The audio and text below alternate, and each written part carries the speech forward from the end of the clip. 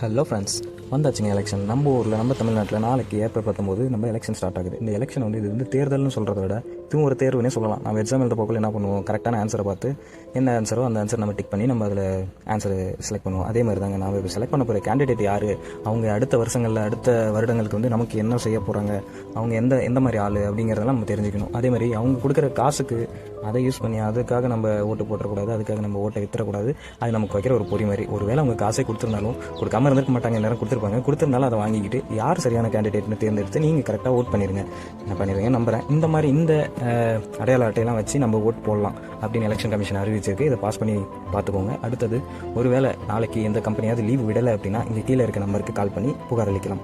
அது இல்லாமல் மறந்துடாமல் கண்டிப்பாக எல்லோரும் ஓட்டு போட்டுருங்க. லீவ் விட்டாங்கன்னு சொல்லி ஜாலியாக சுற்றிட்டு வந்துடாதீங்க. ஏன்னா உங்கள் ஓட்டு உங்கள் உரிமை. போடுற ஓட்டை பார்த்து போடுங்க, பார்த்து போடுங்க.